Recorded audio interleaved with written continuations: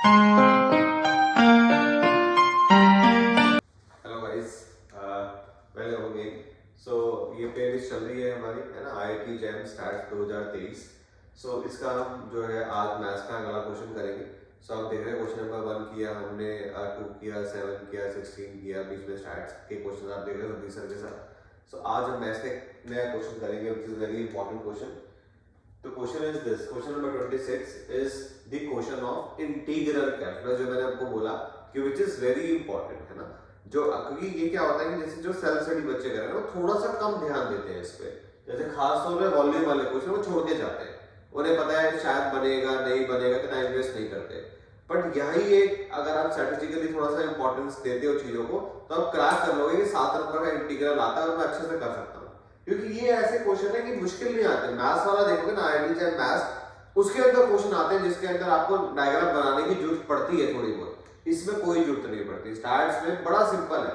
तो क्वेश्चन अगर आप ध्यान से देखोगे, क्वेश्चन कहता है कि volume of the region R आपको डिफाइन करके दे रखा है x² + y² <= 4 and z in between 0 to 4 - y। तो क्या मुझे ये 3D प्लॉट करने की जरूरत है? बिल्कुल भी नहीं। आपको बस यहां देखना है कि वॉल्यूम का फॉर्मूला क्या है। सो वॉल्यूम का फॉर्मूला हमें अच्छे से पता है कि volume which is nothing but triple integral dz dy dx। अच्छा, इसे हम dx dy भी लिख सकते हैं, फर्क नहीं पड़ता, है ना। क्यों? क्योंकि पहले आप z को सॉल्व करोगे उसके बाद xy पे आओगे। तो xy क्या होता है? प्रोजेक्शन है।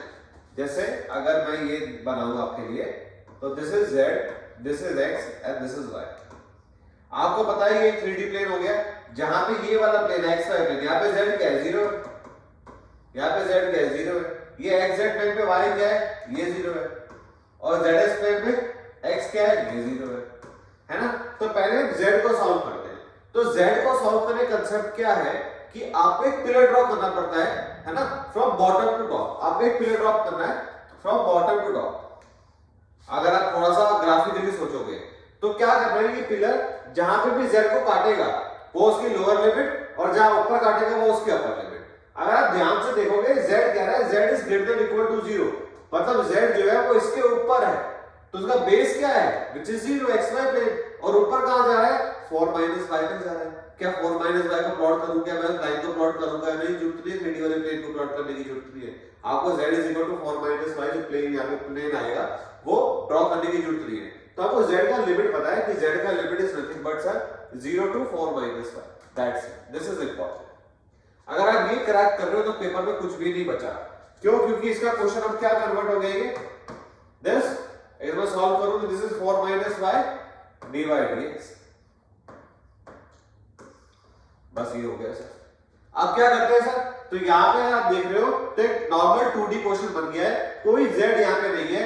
आपको एक दे रखा है इक्वेशन x² + y² > 4। तो दिस इज योर क्वेश्चन कि आपको ये जो इंटीग्रल है ओवर दिस रीजन सॉल्व करना है। सर कैसे करते हैं? कैसे करते हैं 2D को? तो 2D के लिए बड़ा सिंपल तरीका है डबल इंटीग्रल में। सो डबल इंटीग्रल को आपको थोड़ा सा सीखना पड़ेगा। 5 मिनट लेता हूं, 10 मिनट में नहीं, कि आप थोड़ा सा सीख जाओ कि हम कैसे लिमिट लेते हैं। मतलब अगर आप देख रहे हो कि अगर मैं ये बोलूं वॉल्यूम या नॉर्मल एरिया भी ले लेते हैं इसको, है ना, डबल इंटीग्रल से करते हैं, dx dy लिखूं या मैं डबल इंटीग्रल dy dx लिखूं, फर्क क्या पड़ता है? तो अगर मैंने dx dy लिखा है इसका मतलब x की limit in terms of y लिखनी है आपको, x की limit in terms of y लिखनी है आपको, और y की लिमिट क्या होगी? कांस्टेंट।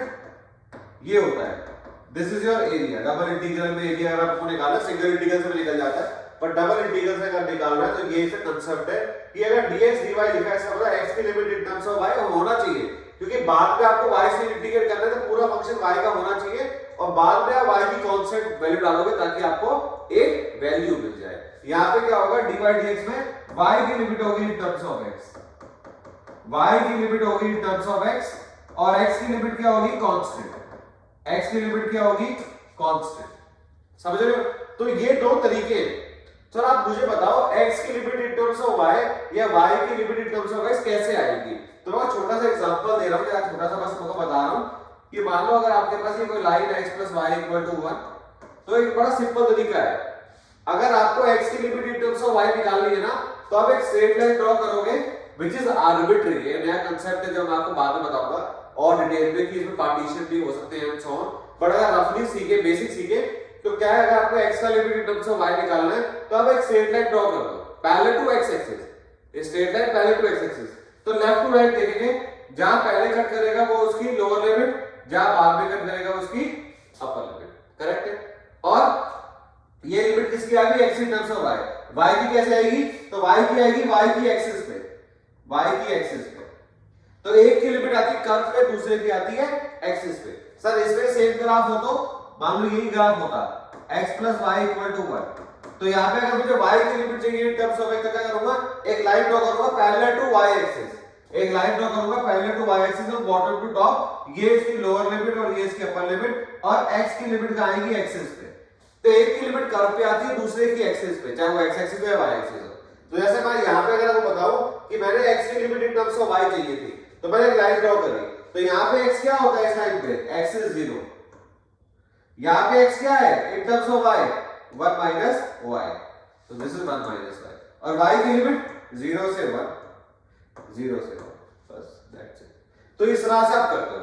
सर इससे आसान तरीका बताओ, इससे आसान तरीका पोलर भी तो हो सकता है, आप किसी भी कार्टेशियन प्लेन को जो आपका dy dx है, इसको आप पोलर में ट्रांसफॉर्म कर सकते हो, which is nothing but r dr d theta, r dr d theta, ये पोलर ट्रांसफॉर्मेशन है। जब क्लास में आते हो तो मैं आपको सारा सिखाने वाला हूं स्टार्टिंग से कि हम कैसे ट्रांसफॉर्म करते हैं, है ना, कैसे हम चेंज करते हैं, ताकि आपको समझ में आए कार्टेशियन टू पोलर जाना आसान क्यों है, मैं क्वेश्चन में आपको बता दूंगा।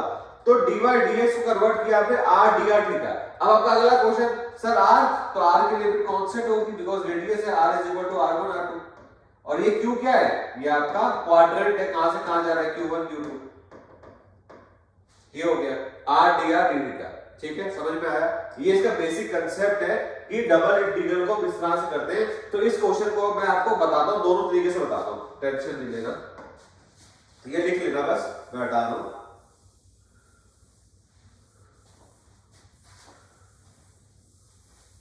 तो इस क्वेश्चन को अगर आप देखेंगे तो ये वाला जो क्वेश्चन है, क्या मैं इसको ऐसा लिख लूं,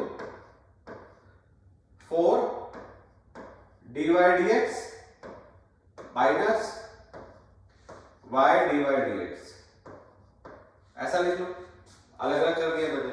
अगर यहाँ पे अगर आप नॉर्मल कार्टेशियन की इक्वेशन देखोगे तो यहां से ये x के plus Y square less than equal to 4 है, मतलब ये वाला हिस्सा सारांतर वाला, करेक्ट है। तो अगर आप जो कन्वर्ट करोगे, मतलब x square plus Y square equal to 4, तो यहां से अगर y की इक्वेशन निकालोगे इन टर्म्स ऑफ x, तो क्या आएगी, plus minus under root 4 minus x square. तो आप देख लो नेगेटिव टू पॉजिटिव नहीं आ गया, और ये जो अंदर है y which is odd function, odd function क्या होता है, कोई भी integral minus a to a fx dx का अगर कोई फंक्शन है तो इसकी वैल्यू 0 होती है, फंक्शन इज ऑड। तो माइनस y में अगर आप y को रिप्लेस करोगे माइनस y से, तो minus f of y function बन जाएगा, तो दिस इज ऑड फंक्शन, तो इसकी वैल्यू सीएच का 0 है, इसको हटा दें। इधर सिंपल सॉल्व नहीं करना एग्जाम में, थोड़ा स्मार्ट वर्क करना पड़ता है कि हर चीज नहीं सॉल्व करनी, थोड़ा देखेंगे। सर y है, माइनस से प्लस लिमिट जा रही है, यहां दिख रहा है ऑड फंक्शन खत्म, सिर्फ इतना कांसेप्ट देखेंगे। तो यहां देखो कांसेप्ट बड़ा आसान है, इसको दो तरीके से कर सकते हो, 4 बार dy dx, तो या तो इसको पोलर पे ले जाओ, तो पोलर पे क्या हो जाएगा, y is equal to v is equal to 4 double integral से बोला, इसको क्या लिखते हैं, r dr d थीटा। ठीक है, तो ये क्या बना, ये this is your circle, this is your circle. तो यहां पे देखो x square plus y square equal to 4 है, मतलब r स्क्वायर इक्वल टू 4 है, क्यों, क्योंकि x क्या होता है, r cos थीटा, y क्या होता है, r sin थीटा, तो x square plus y square करूंगा r स्क्वायर, तो r स्क्वायर इक्वल टू 4, तो मतलब ये जो सर्कल है इसकी इक्वेशन क्या है, r स्क्वायर इक्वल टू 4, तो r की वैल्यू क्या है, 2 है। तो अगर मुझे dr d थीटा की वैल्यू निकालनी है तो ध्यान देना क्या करना होता है, तो अगर मुझे r की लिमिट निकालनी है तो मुझे पोल से कर्व पे एक लाइन खींचनी है। मैं वापस बताता हूं, अगर मुझे r की लिमिट निकालनी है, अगर मुझे r की लिमिट निकालनी है तो मुझे पोल से कर्व पे लाइन खींचनी है। पोल मतलब r इक्वल टू 0, और जो भी इस कर्व की इक्वेशन है मतलब r इक्वल टू 2 है ना, क्योंकि r स्क्वायर को बोलता तो r की वैल्यू क्या हो गई, 2 हो गई। तो r का क्या हो गया वैल्यू 0 से 2 और थीटा किस क्वाड्रेंट में सर्कल है, चारों में, तो 0 से 2 पर। इसको आप सॉल्व कर लीजिए और कुछ भी नहीं करना आपको, क्वेश्चन खत्म हो गया आपका। या और आसान तरीका 4 dy dx double integral dy dx, this is nothing but the area. ये क्या होता है, area, area of circle, circle देखा ना x plus y square is equal to 4, this is circle, area of circle क्या होता है, पाई आर स्क्वायर, तो into pi R square, 4 into pi, what is R square 4, तो कितना आ गया, solve भी नहीं करना, वैल्यू डालो, क्वेश्चन ही खत्म है। तो मेन बात क्या थी कि आप चीजों को जब करते हो तो सिर्फ आंसर नहीं करना, मैं जैसे तो पहले ही बोला है, मैं आंसर्स पे इतना बिलीव नहीं कर रहा हूं, मैं थोड़ा सा कंसेप्ट बताने में बिलीव कर रहा हूं। कंसेप्ट हो सकता है 5-10 मिनट में थोड़ा हॉस पॉस हो जाता है ना, समझ नहीं आता है, वीडियो को पॉज करेंगे, धीरे धीरे समझेंगे ताकि आपको समझ में आए। तो मैंने 3 चीजें मैंने बताई है कि आपको अगर वॉल्यूम निकालना है तो आपको जो जेड की इक्वेशन दी हो वहां से जेड की लिमिट ले लीजिए और उसे कन्वर्ट कर लीजिए 2D में। 2D में आने के बाद XY प्लेन में जब आ जाओगे उसके बाद आपके मल्टीपल वेज है, क्या तो आप कार्टेशियन में सॉल्व करो जैसे हमको बताया था अभी कि आपको x के limit in terms of y निकालो या y के limit in terms of x निकालो, या अगर x² + y² जैसी इक्वेशन है तो फिर पोलर में जाना आसान है, पोलर में जाना आसान है, क्यों, क्योंकि जल्दी से हो जाता है और r की लिमिट निकालना आसान है। तो मैं पोलर की फिर से बता देता हूं आपको थोड़ा सा कि अगर कोई भी कर्व होता, मान लो यहां पे कोई कर्व है, यहां पे भी कर्व है, तब भी मैं लाइन पोल से ही खींचूंगा, r की limit in terms of theta निकालने के लिए लाइन हमेशा पोल से ही कर्व पे जाएगी। तो ये इसकी लोअर लिमिट होती है, ये इसकी अपर लिमिट होती है। सर ये तो टफ दिख रहा है, टेंशन नहीं लेने की बात, ऐसे टफ वाले क्वेश्चन देखने के लिए जनरली सर्कल होता है तो वहां पे r आपको 0 मिल जाता है, कोई प्रॉब्लम नहीं आएगा। तो इसको आराम से देखें, तसल्ली से देखें और बताएं कि कैसा आपको लग रहा है ये क्वेश्चन। ये ज्यादा आसान था कि एरिया का डाला फॉर्मूला क्वेश्चन ही करना, सॉल्व भी करने की जरूरत है, ठीक है। तो इसे देखें, नेक्स्ट क्वेश्चन में फिर मिलते हैं, थैंक यू।